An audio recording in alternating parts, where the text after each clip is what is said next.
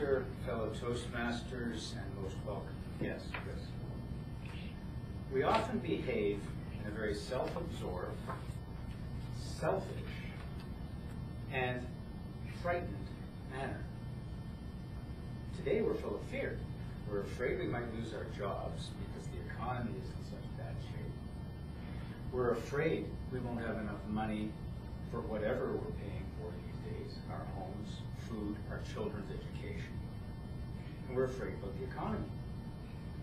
Because of that, we've started to hoard. We're protecting ourselves. We've got our own self-interest at heart, and we're hanging on to all our money. That plugs up cash flow. And that creates a toxic cycle.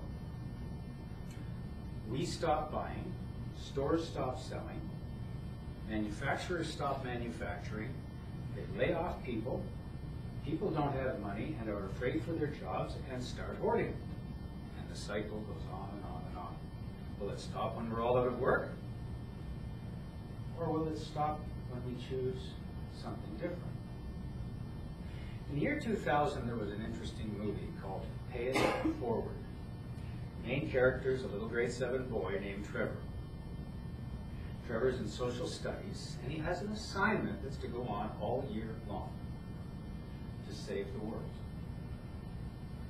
Now, this little boy thinks that the world really doesn't care about him, and doesn't know about him, and doesn't have any expectation of him.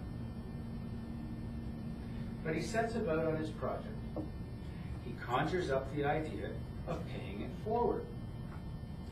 Do random acts of kindness for someone, do it for 3 people, and ask each one of them in return to do the same. Don't pay it back, pay it forward. Well, this starts to happen. It reaches through his school, through his community, around the state, across the country. But he doesn't actually see much evidence that anything is actually happening, and he thinks his project is a failure. But what happens? A senior executive is driving along one night in his car, and he sees another person off at the side of the road. His car is in pieces. It's a mess. He's not hurt, but he's upset.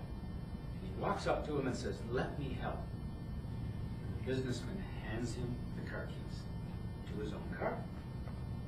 The guy looks at it and doesn't believe it because it's a brand new Jaguar.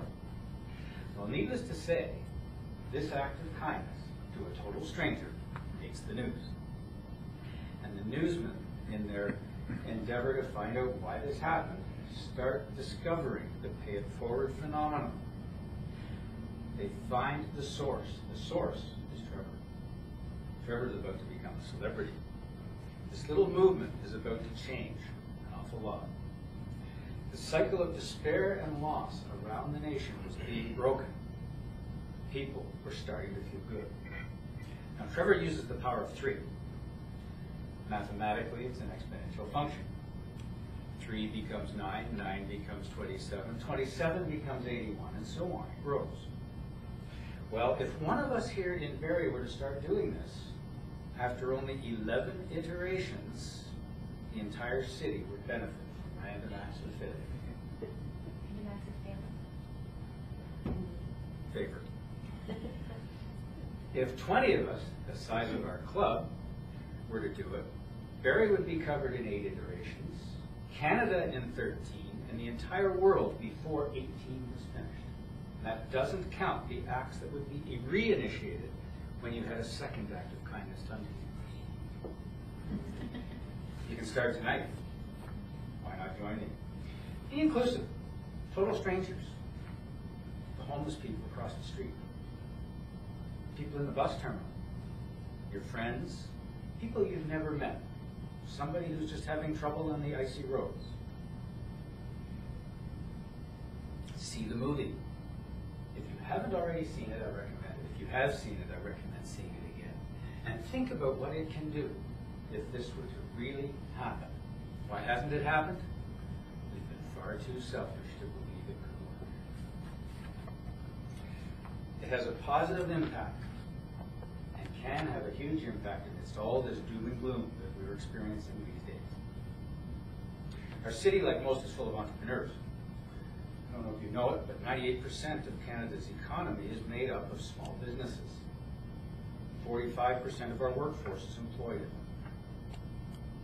It has a big impact if you can help small business. Networks like the Business Networking International, the TIF, and the Chamber of Commerce, even to some degree our Toastmasters Club, all help us in our businesses. We get referrals from our friends and our colleagues. We give referrals to others. Referrals are a way of paying it forward. You don't expect a referral in return. You just give it out. And it works. Those who are in these formal networks swear by it. It's great for their businesses, and they've done well. Now, does it have to end with the movie? The film itself is a sad ending. Trevor's being interviewed for television to tell his story. When the interview is over, the taping is done, he goes outside, sees another student being beaten up by a couple of selfish bullies. He intervenes. The other student is safe. He's knifed. In the end, he dies. The TV broadcast his interview anyways. It galvanized the nation. The mourners were lining up to pay tribute at his home and support his parents with their energy. The little boy who thought the world expected nothing of him had created something magnificent. He learned that anybody can do anything, and it all starts right here inside with a simple choice. When it's all about me, we create harm. Our offensiveness harms others. Eventually, it comes back to you. Once you get hurt, you feel discouraged. And once you're discouraged, you end up giving up. You lose hope. And you stop taking action. How many of us are in that boat right now? We do nothing. And we fall into this cycle of despair and toxic behavior. Governments can't do miracles. Don't expect that. We do it. The movie ends with a tune calling all angels. Selfish act killed that angel. Trevor's movement doesn't have to end. It can continue. It's not all about me. It's all about us. Your new occupation, if you choose, is to be an angel. Forward.